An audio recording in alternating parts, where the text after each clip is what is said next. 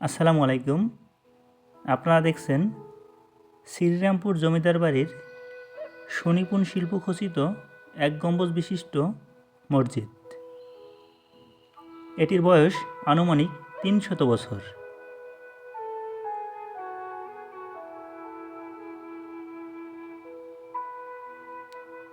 এর পাশেই রয়েছে জমিদারের বাড়ি।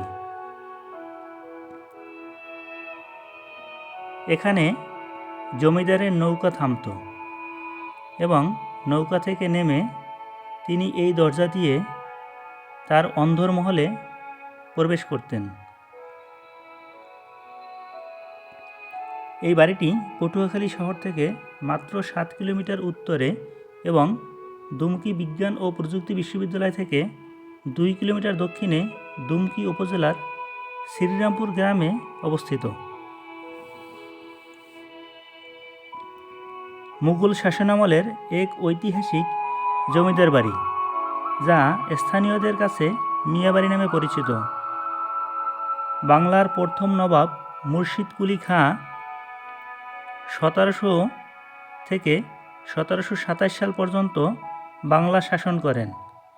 তখন শ্রী শিবপ্রসাদ মুখোপাধ্যায় ও শ্রী ভবপ্রসাদ মুখোপাধ্যায় নামে দুই ভাই নবাবের উচ্চপদস্থ পর্যায়ে কাজ করতেন।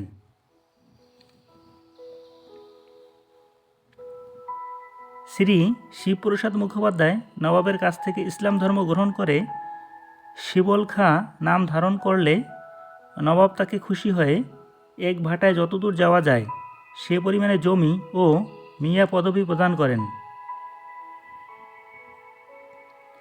পরে তার পুত্র কালে খাঁ বরিশালের বাকেরগঞ্জের ৫৬টি মৌজার জমিদারি প্রতিষ্ঠা করেন, যার প্রত্যেকটি মৌজায় একটি মসজিদ নির্মাণ ও একটি দিঘি খনন করেন। এই বাড়িটি থেকে ৫৬টি মৌজায় পরিচালিত হতো তখনকার জমিদারি শাসন ব্যবস্থা।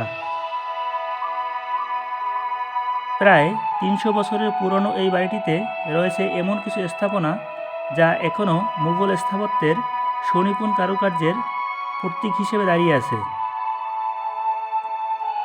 বাড়িটির ভিতরে বেশ কিছু প্রাসাদের চিহ্ন পাওয়া যায়। এছাড়াও এখানে রয়েছে একটি অন্ধকার কূপ। কথিত আছে এই কূপের ভিতরে ফেলে অপরাধীদের মৃত্যুদণ্ড কার্যকর করা হতো, তবে কালের আবর্তনে কূপটির অস্তিত্ব বিলীন প্রায়।